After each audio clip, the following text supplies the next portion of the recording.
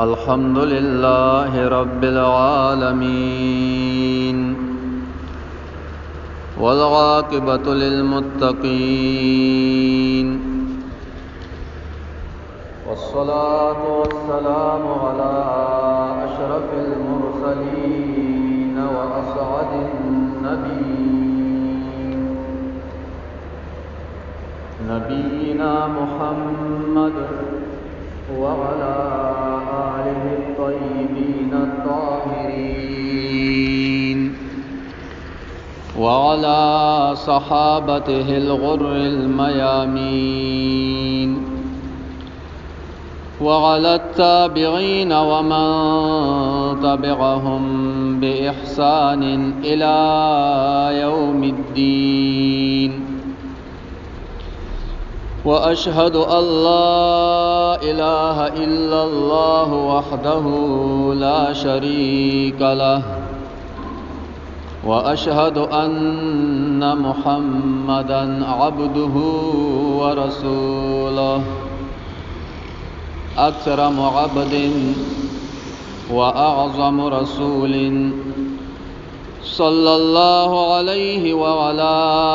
آله وأصحابه أجمعين أما بعد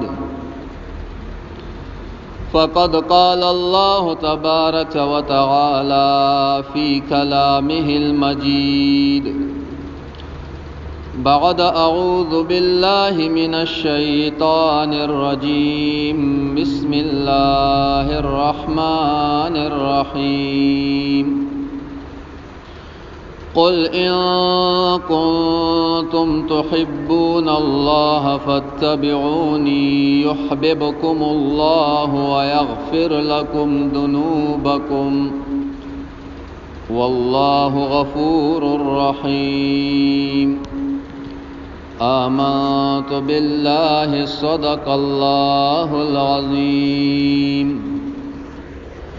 إن الله وملائكته يصلون على النبي يا أيها الذين آمنوا صلوا عليه وسلموا تسليما اللهم صل على محمد وعلى آل محمد كما صليت على إبراهيم وعلى آل إبراهيم إنك حميد مجيد اللهم بارك على محمد وعلى آل محمد كما باركت على إبراهيم وعلى آل إبراهيم إنك حميد مجيد مولاي صل وسلم دائما أبدا على حبيبك خير الخلق كلهم هو الحبيب الذي ترجى شفاعته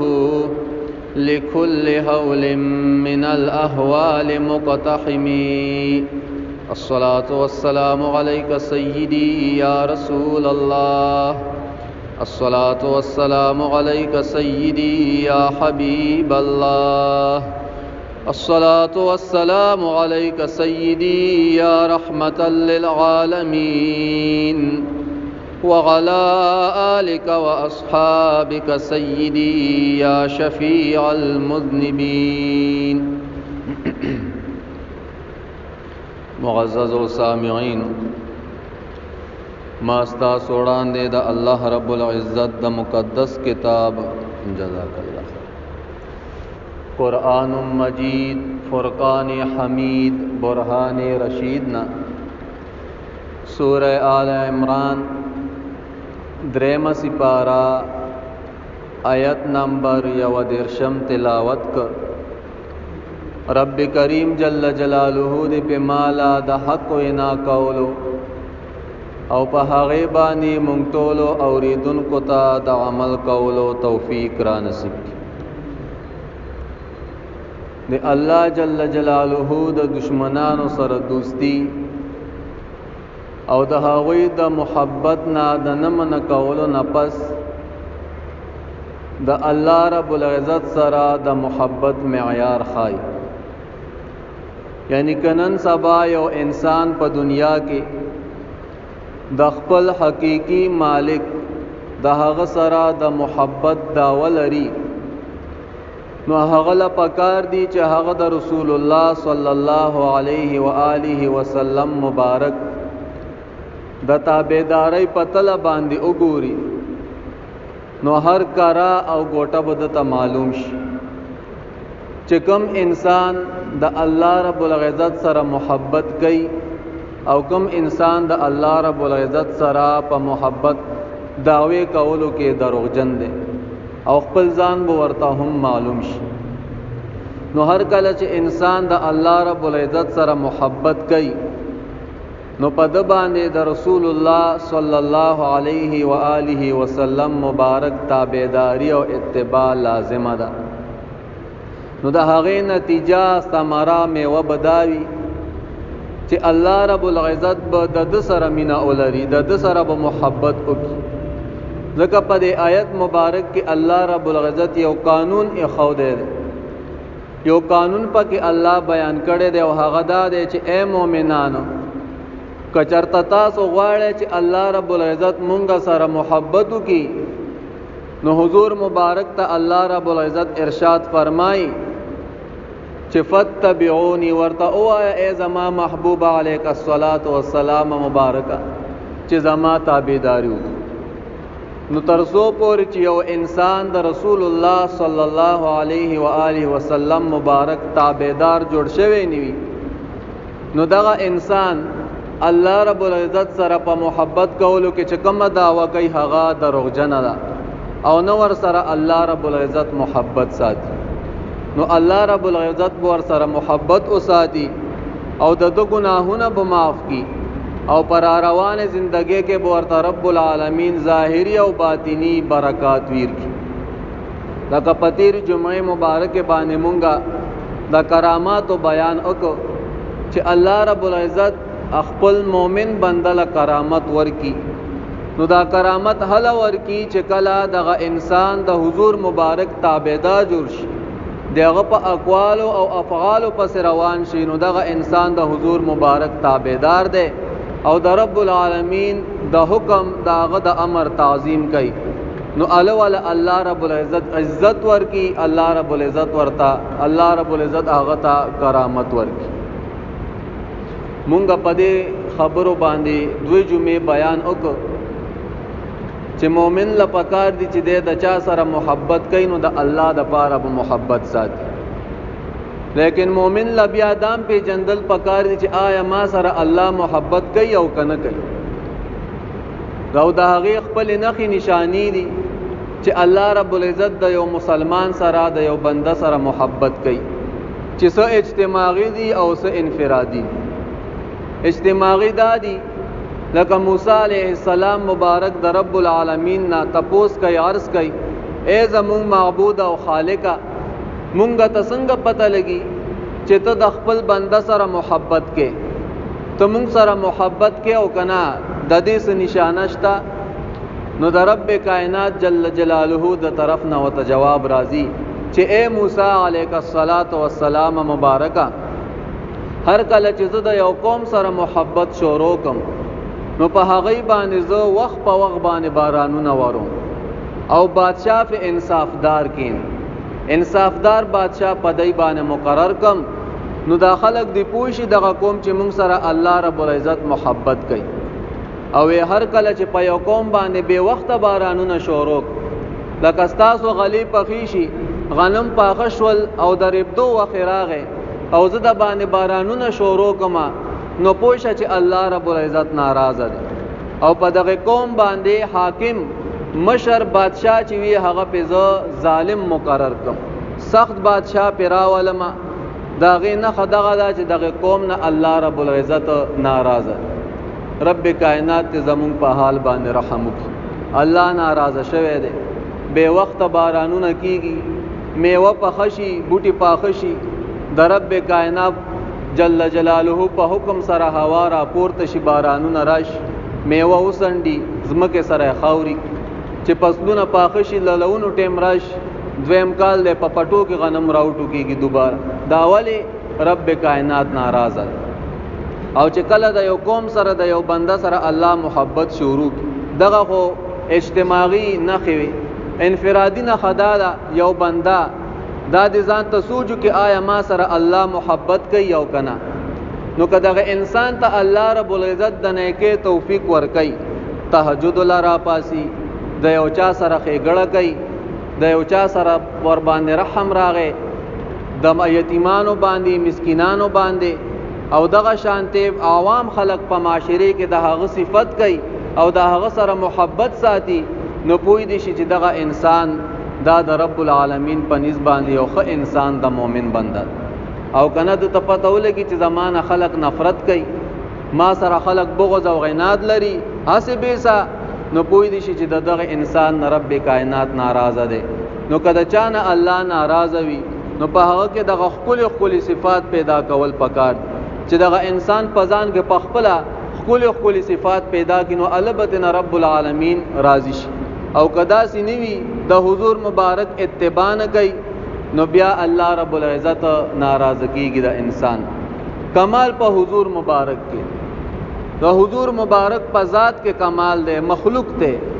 خلق وای په مخلوق کې کمال نشته دی، مونږ وایو کمال په مخلوق کې پروت دی.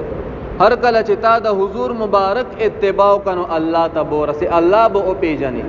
یو مومن نیک بنده عالم دین سره چې تا واسطه نی راغلی د حضور مبارک شان او شوکت نه پیژني، او هر کله چې د حضور مبارک شان او شوکت پیژني، احادیث د رسول الله صلی الله علیه وسلم پڑھاو کې او واوري، نو رب العالمین معرفت به او پیژني، نو الب الله رب العزت ته ورسي. کمال په بنده کې پروت دی، په مخلوق کې کمال پروت دی. او کمال دا دی چې الله رب العزت د کرامت ور کوي. لکه پتیری جمعه باندې مونږه دا بیان وکړو، سناسو احادیث مبارکه مده هغه نه واورول چې رب العالمین خپل مؤمن بندلا کرامت ور کوي. تفسیر قرطبی، تفسیر ساوی، تفسیر کبیر، تاریخ خلفاء او نزهۃ المجالس لیکي چې کله د عمر فاروق رضی الله تعالی عنہ مبارک په دور کې مصر فتح شو او حضرت عمر بن عاص رضی الله تعالی عنہ مبارک د مصر والا جوړ شو، الته کې اوسیدنه شروع کا. نو په دې مصر کې یو سیند دی، دریای نیل وته ویل شي. وې دغه مصر خلق راغل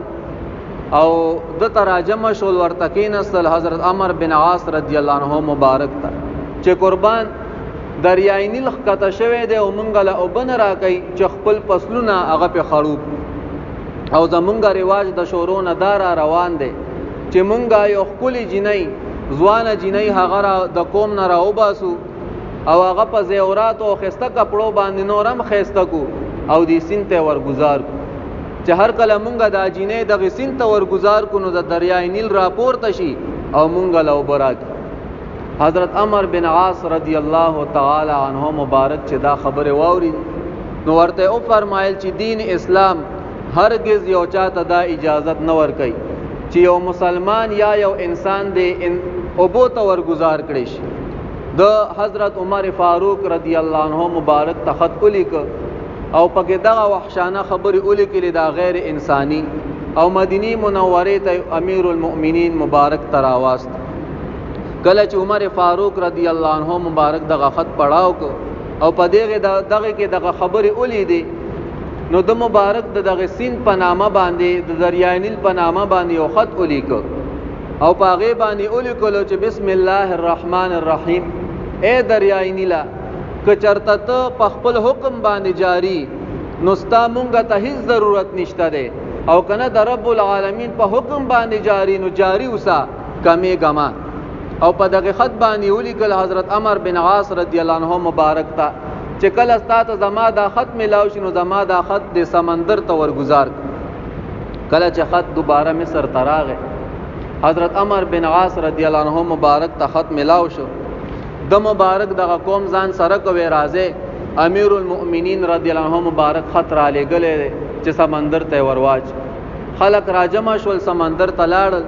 او دریاب ته دغه خط ورواچو. وې دریاب چې کوم د 14 غز نور هم را پورته شو، شرقي 14 غز چې کوم وي د خپل حد نه 14 غزا په یو شپه کې چې کوم دی نور هم را پورته شي. ودا د حضرت عمر فاروق رضی الله عنه مبارک یو کرامتو ځکه وې د هر چا په خط باندې لکایې باندې خو سمندر نخ کته کیږي او نه پورته کیږي. ته تمام قرآن مجید الغیاذ بالله ولیکا او دغه خورته ورول چې کړه دا خور راشده کم شي یا ببن شي نه کمیږي. ولی پتا کې کمال نشته ده، ته دغه درجه د الله رب العزت رسولې نه. نو ودا د حضرت عمر فاروق رضی الله تعالی عنہ مبارک کرامت چې دغه درجه ته الله رسولې او دغه کمال ته چې الله رسولې نو دا په اتباع د محمد عربي صلی الله علیه وسلم مبارک. په هر کله چې صحابه کرام د حضور مبارک اتباع کا د حضور مبارک په نقش قدم باندې روان شول نو ځکه وت بیا رب العالمین سمندرونه د هغه چې کم دی تابعدار او ګرځول. دغه شانته نزهۃ المجالس هغلی کی چې کله عمر فاروق رضی الله تعالی عنہ مبارک د کسرا مانې ورانولو د پار لخر اولېګو چې تاسو لاړ شئ او د کسرا مانې هغه ورانه کې نو د دې مشران چې کوم دو حضرت سعد بن ابي وقاص او حضرت خالد بن ولید رضی الله تعالی عنهما د دې مشران وی چې کله دای دریای دجله ته ور ورسید نو د دریای دجله په غاړه باندې سکشته نه وی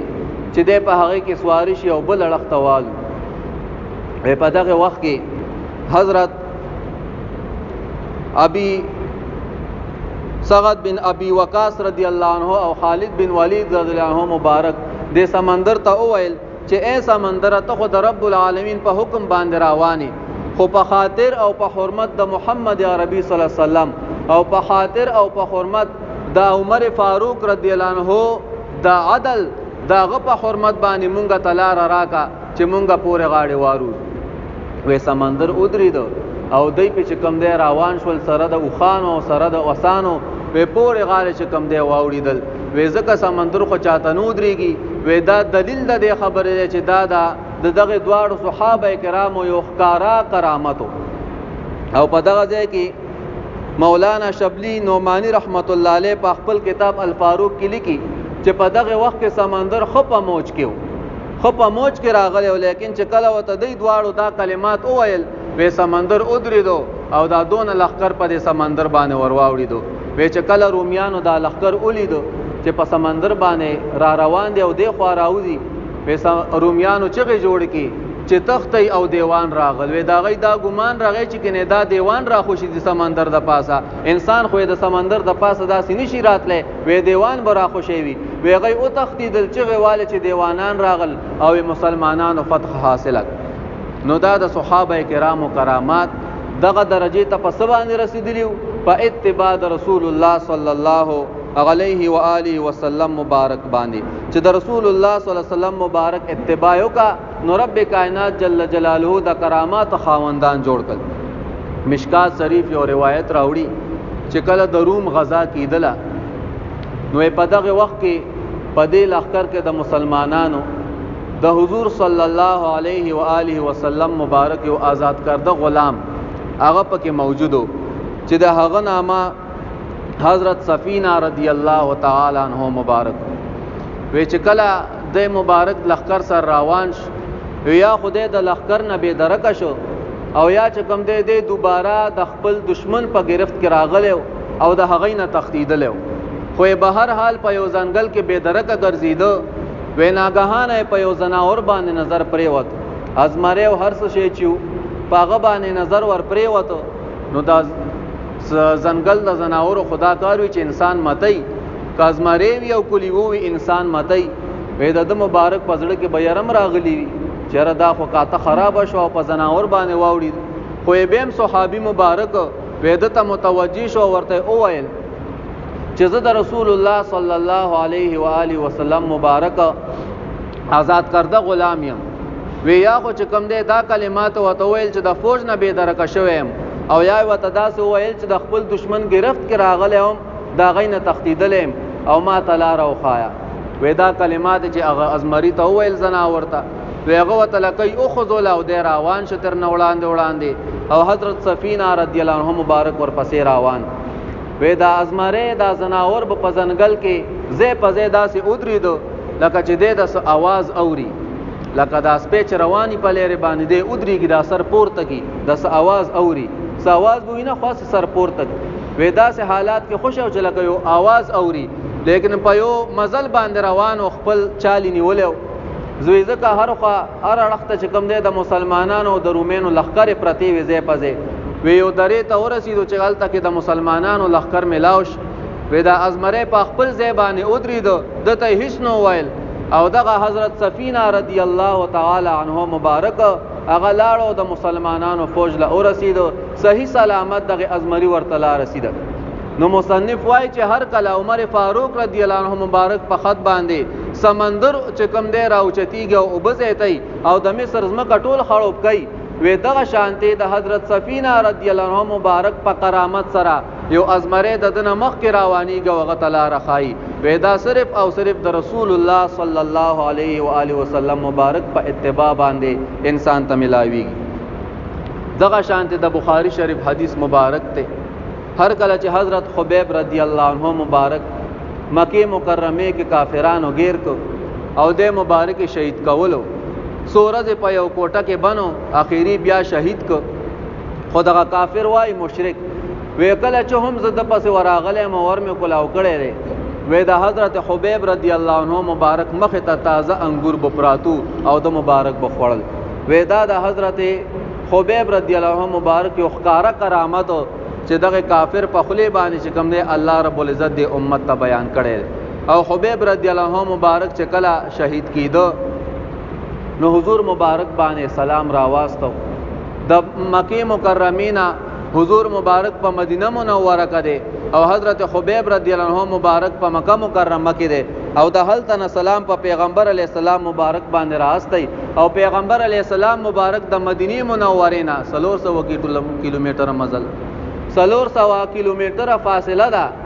ډیر غرونه دی پکې او سنخ کاری مونږ او تاسو نه 15 جریبه کې سړی خواشي بیره تنخ کاری او आवाज ناورو او حضور مبارک د مدینه منوره نه جواب ورکوي وعلیکم السلام یا خبیب خلق وای کنه چیرې غائب ته د یا आवाज دا بدعت او شرک ته او د حضور مبارک نه ثابت نه ده نو الصلاۃ والسلام علیک یا رسول الله خو شرک خو علیکم السلام یا خبیب دې سره بسکه دا خو خبیب رضی الله عنه مبارک په مدینه منوره کې نه ده مکه مکرمه کې ده 300 کیلومتر فاصله باندې حل تکي ده او شهید کیږي او په دار باندې خېجولې ده او د هر تنه आवाज کوي سلام راسته حضور مبارک معجزتن هغه ته کوم ده جواب ور کوي پیا سره جواب ور کوي چې علیکم السلام یا خبیب نو دې سره بیا سکه نو یو اړخته د حضرت خبیب رضی الله عنه مبارک دغه کرامت په زندګۍ کې او بل اړخته د حضور مبارک معجزه وا چې د مدینه منورې نه جواب ورک او د مرګ نفس د حبیب رضی الله مبارک کرامت داو چې کله د شهید شو حضور مبارک فرمایل چې د تنب مال سوک راوړي د مبارک په ما ته سوک راوړي یو صحابي پاسي دوی قربان زبې در تراوړ کله چې هغه مکه مکرمه ته ورغه وګد کیسه ده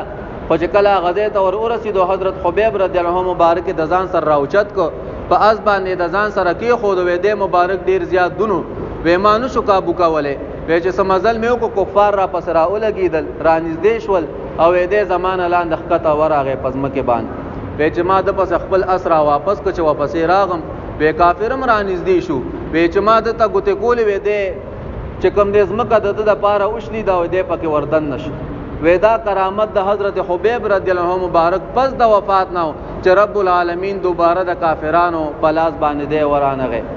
پجوند کې وراغله او نیولې ولیکن پس د وفات الله رب العزت دغه د وجود حفاظت کو دغه شانتی نور نیکان بندگان دغه حفاظتم الله رب العزت کوي په قبرونو کې چې کله اوس بارلې شي له حدونو ته او نیکان بندگان وي او په کلونو پس یو انسان راو باسي او ماغه شانتی امانت او سلامت ګروتی داولي په دنیا کې د رسول الله صلی الله علیه وسلم مبارک د طریقو او د افعال اتباع کړی وي نو ځکه دغه درجه ته الله رب العزت رسولې وي حضرت ابو هريره رضی الله عنه مبارک وای چې مونږ سره 3000 لخرو او جهاد د پاره تلو چې کله سمندر ته ورغو وې د سمندر په غاړه باندې هیڅ قسم صداس اسباب نو چې هغه طرف ته ترنواو وې مونږ سره په دغه لخر کې حضرت علا ابن خضرمی رضی الله عنه مبارک موجودو وی علا ابن حضرمی رضی اللہ عنہ مبارک دا کلمات اوائل یا حلیم یا غلیم یا غلی یا غزیم اجزنا او راته اویل چې راځي وی بسم الله اویلا او راته اویل چې راځي په سمندر باندې وی مونږ خپل اسونه د کېزونه اونیول او سلور زره لخرا وی مونږ په دغه سمندر باندې چې کوم دی صحیح سلامت پورې وته وی نه زمونږ خپې په اوبو کې لم دی شو او نه زمونږ د اسانو نوکان په اوبو کې لام نشو وی دا کرامت د حضرت علا ابن حضرمی رضی الله تعالی عنہ مبارک چې الله رب العزت وتور کړو په اتباع د نبی کریم صلی الله علیه و آله وسلم مبارک باندې دغه شانت دا په ژوندانه کې کرامات پس د وفات نه کرامت اغداوی نزهۃ المجالس کې عبدالرحمن صفوری شافعی رحمت الله علیه لیکي چې یو نیک بنده بزرگ بنده د حج په اراده باندې روان شي چې کله بغداد ته ورسید پیدل مزلې وي په خچرو په خوانو باندې بغداد ته چې ورسید هلته کې وسره یو شیعه ملاو شو ملاقات وکړو چرته زی رجی حج روانم ښا حج مدینه منوره ته ورسید نو حضور مبارک ته زما سلام اوایا او ورته اوایا کچرته تا سره ابو بکر صدیق او عمر فاروق رضی الله تعالی عنهما نه وي نو زه به هر کال استاسو سلام نه راتله او استاسو سلام می بکوله وی چې کله دغه بنده دغه نیک بنده چې مدینه منوره ته ورسید وی د شپې خوب ویني په خوب کې حضور مبارک ویني او ورسره دواړه یاران ابو بکر صدیق او عمر فاروق رضی الله عنهما مبارک ولاړ دي او ما ورته دغه شیعه سلام پیش او دغه واقعا مې او ته بیان کړ چې حضور دغه شانته هغه فرمایل کچرته دا دواړه نه هر کال به سلام نه راتلم وی په خوب کې حضور مبارک حضرت علی رضی الله عنه مبارک ته وویل چې دغه سړی راو بل راوي غواړه وی چې هغه راو غوښته وی حضور مبارک ورته حکم وکړ چې سر ته نه کلم کا وی تور راواغست او په خوب کې د غشیانا حضرت علی رضی الله عنه مبارک سر ته نه کلم ک سر ته پریک وی د هغه سړی د غوینې نه درې ساس کې وینه زما په کپړو باندې پریوت وی چې د خوب نه را بیدار شم وی ما وی سه چل خدا وی دغه تاریخ او شپه مې د ځان سره اولی کله وی چې کله د حج د ارکانو نه فارغ شم د حج ورځ وشو خلاص شم وی دوباره را روان شم او بغداد ته راورسیدم اتفاقا د هغه سړی زوی سره ملاقات شو وی ماته نه تاسو کو جلد کې فلان کې سړیو داغه سره ملاقات کوم وی هغه زویو وی ماته وی چې هغه د ما پلار دی په فلان کښ په باندې فلان کی تاریخ باندې د کور اوته دوباره رانغه وی چې زهر مقتل پلار کې تنه یو ځای پرته دا سرته نه بل ځای پروت وی چاته نصر پرې کړ وی دا د حضرت علی رضی الله تعالی عنہ مبارک کرامت پس د وفات نه ده چې رب العالمین وته دغه طاقت ور کړي دا کرامات پس د وفات نه وی دا سنور کرامات پس د وفات نه د ابو داود شریف حدیث ته حضرت عائشہ صدیقہ رضی الله تعالی عنها مبارک وای یو کتاب کې مدا پڑھاول چې هغه کې دا کلمات چې مونږ به دا خبره اوریدلې او په دې کتاب کې دا دي چې مونږ به دا خبره اتر یو بل سره کولې کله چې نجاشی بادشاہ وفات شوه د حبشو بادشاہ د حضور مبارک په زمانہ کې او په حضور مبارک باندې ایمان راوړیو چې کله وفات شو او د دفن کوې د قبر نه رڼاګانې ختلې رڼا او شغلې به تر نه وتلې وېدا د حبشي بادشاہ پس د وفات نه کرامت چې رب العالمین د خلکو ته خودل ځکه چې د هر چا د قبرونو نه خورناګانې نه خېږي اول به په دې افغانستان کې به یو میله لګېدله د زیارت په شپې باندې او خلک به ولاړو د شهداو قبرونو ته او د هغې نه به الله رب العزت یو قسم شغلې خېجول او دا د خلکو په خپلو سترګو لیدلي چې او یو شغلې به تر نه وختې د شهداو د دې قبرونو نه دا ولې دا د شهداو کرامات وي که نه شهدا خو په خپلو قبرونو کې امانت او سلامت وي او ژوندي وي رب العالمین فرمایي چې د مړو ګمان قدرې پیونه کې مړه ویل خو یا پرېږده د مړو ګمان پیونه کې دا ژوندي دي او سلامت او امانت په خپلو قبرونو کې پراته دي نو دغه د حبشو بادشاه د غلام د نجاشي بادشاه پس د وفات نه کرامت چې رب العالمین ورته په اتباع په د تابعدارۍ د حضور صلی الله علیه و آله وسلم مبارک ور کړو تفسیر ابن کثیر په خپل تفسیر کې یو واقعا ذکر کوي چې د حضرت عمر فاروق رضی الله تعالی عنہ مبارک په دور خلافت کې یو ځوانو زلمیو او د رب العالمین عبادت به کو په جماعت کې بناس وی اورز د جمعات نه را بهر شو او یو خزه په لار روانه او د ځان سره مرګره کو خزه خو د شیطان یو جال دی او داسې جال دی چې سړی پکې ورګیر شي وتل ته بیا ډیر سخت وي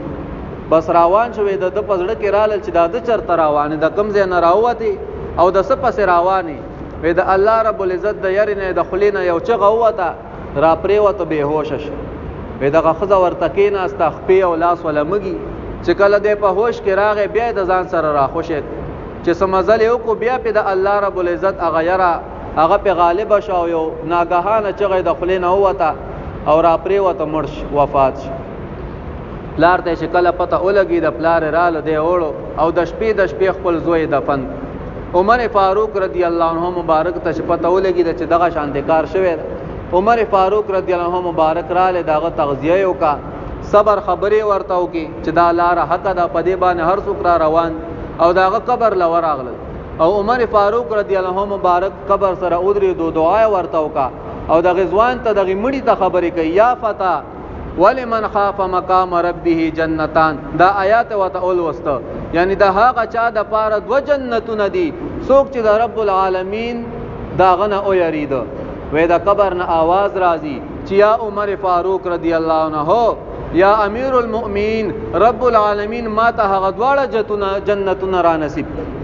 وې دواړه جنتونه رب العالمین مال راکل دا ولی دا دغه ځوان دغه زلمی پس د وفات نه کرامت او په اتباع رسول الله صلی الله علیه وسلم مبارک چې دا الله رب العزت نه او یرید د الله رب العزت د حکم تابعداري وکا دغه د حکم تعظیم وکړو نو رب العالمین بیا خپل وعده پوره کوي چې هغه چا د پاره دو جنتونه دي څوک چې زمانہ او یرید نو دا دغه زلمی پس د وفات نه کرامت چې رب العالمین ورلور دغه شانت امام بخاری رحمت الله تعالی علیه لوی محدث تیر شوی دی علماء کرام فرمای چې د قران مجید نه پس منل شوی کتاب چې کوم دی دا بخاری شریف دی وې د احادیث بالکل صحیح او صحیح دي بعض روایتو کې دغشته زخف پکشته ولیکن صحیح احادیث ودا د بخاری شریف بخاری مبارک امام اسماعیل رحمت الله علیه شکل وفات مرکات کې دا علامہ قاری رحمت الله علیه واقعا ذکر کړي وې چې کله وفات شو او د دفن کو وې د قبر مبارک نه لکه د مشک او د انبرو په شانته خوشبوئی روانه شو وې دا د کرامت چې رب العالمین ولا پس د وفات ور کړو او خلق براتل د قبر نه به خاور اورل کور دا د خوشبوئی د پاره او چې کوم کور ته به یوړه رب العالمین په هغه کور کې ماغه شانته خوشبوئی پیدا وې طلبه برال د قبر به سم کو سحر ته په بیا رال بیا به خلکو خاور وړي وا و اخیری وته د خپل شاګردان ودریدل د خاور ډېرې ده قبر ده مرده پکې پروت ده او شاګردان امام بخاری رحمت الله علیه توای چې قربان تاسو خپل کرامات ښکارا کل پس د وفات خو مونږه تاسو په زنجال باندې اډولی چې راشو قبر اورانی قبر بیا سمو چې راشو قبر اوران شوی قبر بیا سم کو بس ته د خپل کرامت ته بن کا خلکو ته پته ولګی دا چې د لوی درجه ته الله رب العزت رسوله و امام بخاری رحمت الله علیه د قبر نه د هغه ورځ نه پس بیا خوشبوئی را پورته نشو دا امام بخاری رحمت الله علیه پس د وفات نه کرامت او اختیاری خلق وای چې د زنده پلاس کې اختیار نشته مونږ وای امام بخاری رحمت الله علیه پس د وفات نه اختیاری کرامت ول الله ور کړی دی لکه څنګه چې علی المرتضی رضی الله عنه مبارک ل ور کړو چې دغه شیانه چې کوم د سر قلم کو او دغه نیک بنده ته الله رب العزت په خوب کې ور اخود دا کرامات د اولیاء حق دي څوک چې تنا انکار کوي تفاسیر لیکلي دي چې د اولیاء د کراماتونو هیڅوک انکار نه کوي ځکه ودا په قران مجید او په احادیث مبارکه باندې ثابت دي و انکار ته نه کوي مگر صرف او صرف بدعتيان د دین انکار کوي د موږ ته بدعتيان وایي کا وېدای بدعتيان دي الحمدلله مفسرین او محدثین او مخکو چې کوم د سلف دوی ته بدعتيان ویلي دي وې څوک چې د دین انکار کوي وېدای بدعتيان دي وېدای چې کوم د زناور نه بدتر دي وې ځکه زناور د حق نه انکار نه کوي او وېدای چې کوم د زناور نه بدتر دي وېدای د حق نه انکار کوي چې هغه کرامات د اولیاء دي دغه شان تفسیر تبری تفسیر ابن کثیر او تفسیر مغارف القرآن د دې آیت مبارک کې یو واقعہ ذکر کوي په تفسیر کې اينما تکونوا يدرككم الموت ولو كنتم في بروج مشيده رب کائنات فرمای وی که تاسو په مضبوطو ماڼو کې او محلاتو کې پاتې شئ لیکن مرګ به تاسو پسې درځي او تاسو نه به دا روح راوباسي پرې خپل منشته دی. د دې په تفسیر کې دا درې واړه تفاسیر یو واقعه ذکر کوي. دا به تاسو د عالمانو نه اورېدلي مي بار بار. یو زنانه وه، د هغې یو لور شوه، د هغې په کور کې یو خادم و نوکر و. اوس هم خلک بعضې کم غټان خلک یې په کور کې خادمان ساتي. وی یو نوکر ورسره و چې کله دغه لورې وشوه ورځ دوه پکې تېرې شو یا په هغې سات، وی دغې ښځې چې کوم دی دې نوکر ته وویل چې لاړ شه د بازار نه دا دوایي راوړه. دوایي ورته یاده. کله چې دا نوکر د کور نه را بهر شو، د کور مخې ته یو ملنګ ولاړ دی، یو نیک بنده و ملنګ ولاړ. وی هغه ورته وویل د خپلې اندې چې د دې زنانه څه وشو؟ وی قربان د دې خو لور شوه. وی ښه. وی دا واوره دغه زنانه دا ماشومه چې ستره شي، وی دا به د 100 کسانو سره زنا کوي او د دې نکاح به د یو نوکر سره بې نکاح کیږي او د دې مرګ چې کم دی دا به د یو غنډل د لاسه وي. دا خبرې چې وکړي ملنګ راوان شه لاړ. دې نوکر ځان سره سوچ وکړه چې هسې نه دغه نوکر ځنې ما سره چېرته نکاح ونشي. دی کور ته ورغی، مور یې نه وه او بس چاړی راواغېسته، دغه ماشومه یې په ګېډه کې وواله چې پوه شو چې یاره بس مړه شوه، را روان شو، ترېنه وتښتېد، بل ملک ته لاړ. د الله رب العزت چې کومه وعده او هغه پوره شوي نی نو انسان نه مري. دغه ماشومه مور یې چې راله ویې کته، هغه یې واغېسته او فوراً یې د هغې ګېډه وګنډله او دوا درمنې د هغې دپاره وکړل. وخت تېرېده، ماشومه جوړه شوه، صحت والا الله ورک.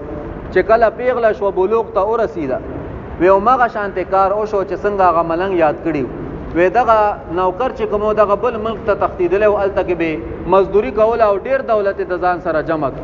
چې کله خپل وطن ته واپس راغی، یو بوډۍ زنانه ته وویل چې زه واده کوم او ماله یو ښایسته او جمیله جینۍ وګوره.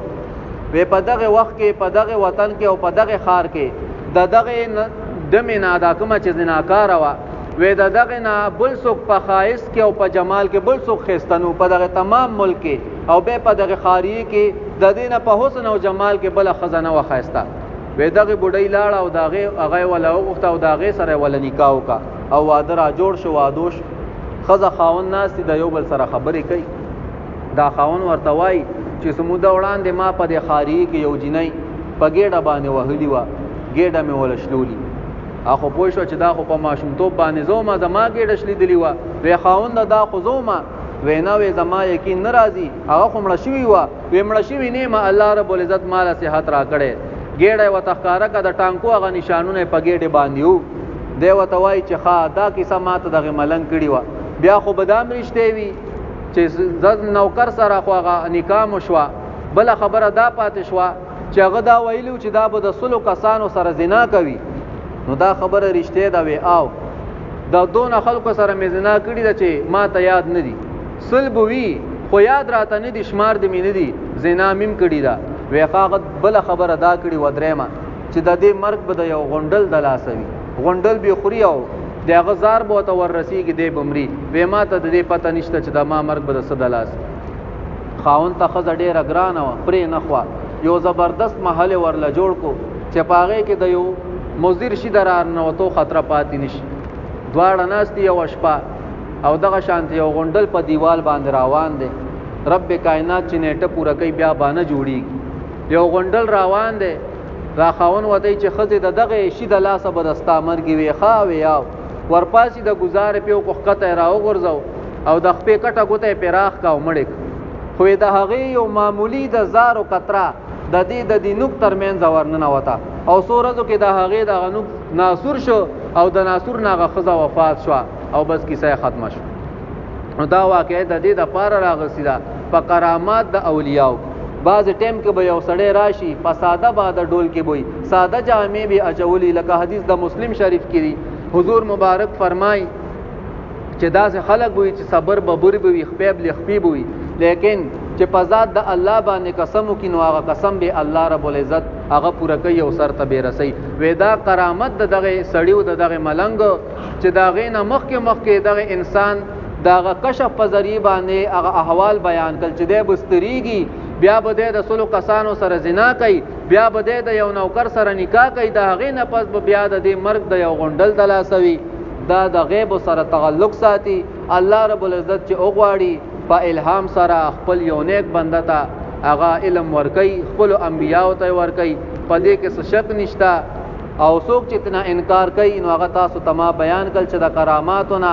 او د کشفنا او الهاماتونه انکار کول دا صرف او صرف بدعتيان وي چې هغه د دینه انکار کوي. رب العالمین دې موږ ته په دې خبرو باندې د عمل کولو توفیق را نصیب کړي. څه خطا غلطی په کې زمانه شوي رب العالمین دې ما ته معافي وکړي او رب العالمین دې موږ ټول د حضور صلی الله علیه و آله وسلم مبارک د اقوال او د افعال متبعين جوړ کی. وما علينا الا البلاغ واخر دعوانا ان الحمد لله رب العالمين. اللهم ربنا آتنا في الدنيا حسنه وفي الاخره حسنه وقنا عذاب النار وادخلنا الجنه مع الابرار يا عزيز يا غفار برحمتك يا ارحم الراحمين.